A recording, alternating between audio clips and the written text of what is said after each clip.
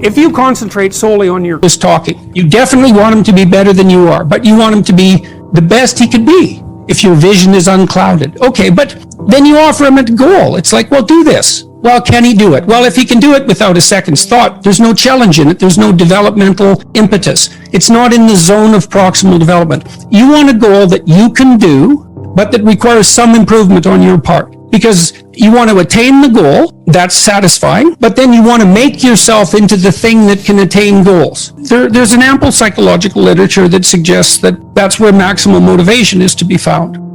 There's no courage in naivety because you don't know what there is to stop you. You don't know what dangers you might apprehend, but to be aware of what it is that your problem is. So to be alert existentially, let's say, or to be fully self-conscious means that you're perfectly aware of your limitations and how you might be hurt. And then to make the decision to move forward into the unknown and the land of the stranger. Anyways, I would say that's one of the secrets to a good life. And I can say that really without fear of contradiction, I would say, because the clinical literature on this is very, very, very clear. What you do with people who are afraid, and to some degree depressed, but certainly anxious, is you lay out what they're anxious about, first of all, in detail. What is it that you're afraid of? What might happen? And then you decompose it into small problems, hypothetically manageable problems, and then you have the person expose themselves to the thing that they're afraid of, and what happens isn't that they get less afraid. That isn't what the clinical literature indicates exactly. What happens instead is they get braver. And that's not the same thing, right? Because if you get less afraid, it's like, well, the world isn't as dangerous as I thought it was, silly me. If you get braver, that's not what happens. What happens is, yeah, the damn world's just as dangerous as I thought, or maybe it's even more dangerous than I thought, but it turns out that there's something in me that responds to taking that on as a voluntary challenge and grows and thrives as a consequence. And there's no doubt about this. Even the psychophysiological findings are quite clear. If you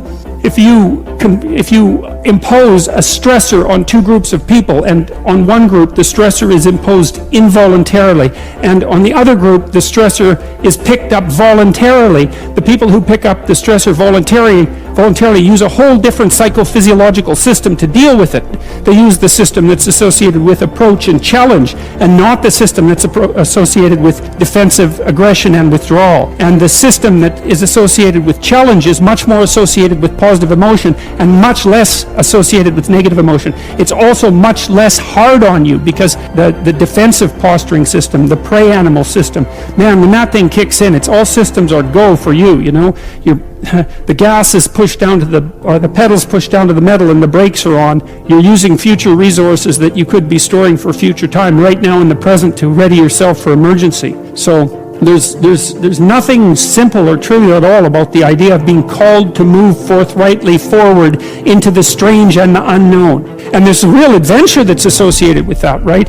So that's an exciting thing, which is part of the reason why people travel. And then also to see yourself as the sort of creature that can do that, is willing to do that on a habitual basis, is also the right kind of tonic for, I hate this word, for your self-esteem, because the self-esteem has nothing to do with feeling good about yourself. As I already mentioned, there isn't necessarily a reason why a priori you should just feel good